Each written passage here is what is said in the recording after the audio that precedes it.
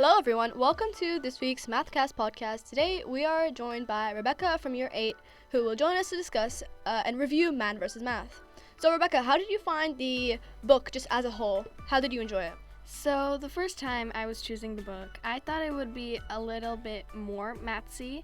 I thought there would be a lot of formulas, lots of numbers, lots of decimals most of the time, but it wasn't that mathsy and I really enjoyed it. Yeah, I agree, and I feel like that's a very stereotypical sort of approach to like maths books, and you expect them to be very heavily loaded with content where it's just the math behind things that you have done everyday life, where things like finding your keys becomes a lot more fun and like you understand it's more like a game sort of, because then you understand like the math behind it and how it actually works. And I feel like Timothy went into great detail in that, and he really did show the fun side of the book. Yeah. What was your favorite chapter? Okay, so my favorite chapter was chapter 5, which was The Pixar by Steve Jobs.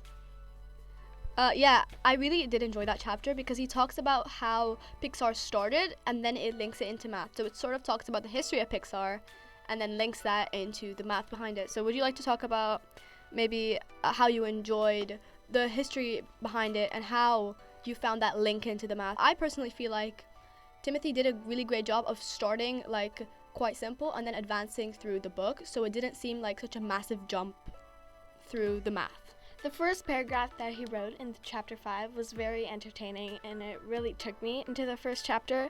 And I love how he talked about making the graphs, making the data, how it actually started. And I loved how he added the movies that they made, because I love the Pixar movies, some of them. Some of them were really nice. And I just loved how they went into detail, how those movies link with the backstage with the math. Yeah, and I'm pretty sure he showed us an example of how a circle could be made using the math behind it, and I found that so interesting because I never really thought about how a movie like Toy Story could be made, and it really did show the behind the scenes like you said, which was very nice. Personally, my favorite chapter was chapter number 6, right after chapter number 5. He just chucked the both best chapters right after each other. So chapter number 6 was talking about probability, man versus probability, and probability of abnormal things happening, like weird unexpected things, like 3 children being born on the same month and the same day but not the same year. And I'm pretty sure he talks about how a woman had 2 kids which were born on the same month, on the same day, but they weren't the same age. So for example, one of them was 5 years old, one of them was 7, and they were both celebrated their birthday on the exact same day. And the woman was having her 3rd baby on that exact same day. So it was like, here's your new child, but also happy birthday. It was quite funny, and it was like very entertaining of like, also again looking at the behind the scenes of very weird and abnormal things happening. And he also talks about maybe like things like flipping 10 heads in a row and some other extreme things that seem very abnormal, but when you look at the math behind them, you find that they're actually not as rare as you might think, and to trust the maths.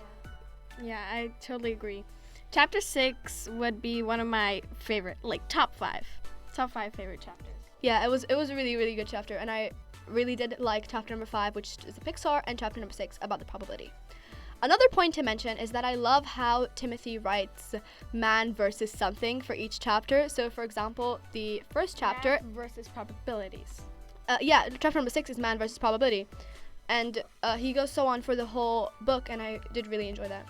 I also love how he starts the book off where he gives a sentence, which in this case, the very first sentence of the book is, mathematics can quickly get out of hand. And then he goes on to prove why he came up with the sentence. So he talks about shuffling a pack of cards and how the number of ways to shuffle a pack of cards is 52 factorial, and a factorial is, for example, 6 factorial would be 6 times 5 times 4 times 3 times 2 times 1. So 52 factorial, as you can imagine, is an enormous number. But Timothy talks about, again, this point of that mathematics can get out of hand, and you have to trust the math, because when you think of 52 factorial, as big of a number you think it is, you can't really comprehend how large it is, but he gives us such a nice way to comprehend it.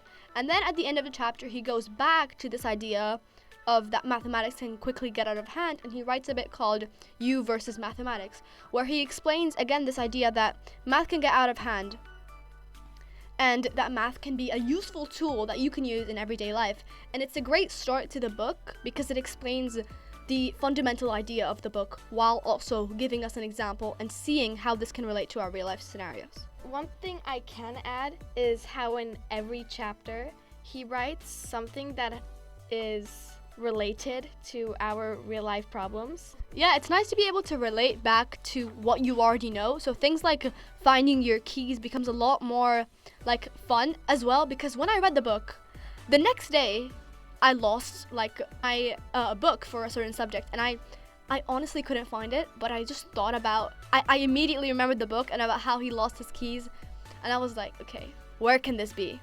And then I looked and I ended up finding it, because at that moment I actually thought about what the book said, and just like when I was reading the book, I was like, this happens to me so many times. I can actually use this and I can relate it back to my own life. It's gonna help you. And it did. It always helps you. Overall, I feel like this book was extremely nice, and it was so good to read. It had so many amazing bits, and like we said, it just links back to your life, so it's so readable, and I just could not put the book down. It was actually so good, and I extremely recommend it if you have not read it already. So yeah, thank you so much for listening, and we hope you enjoyed.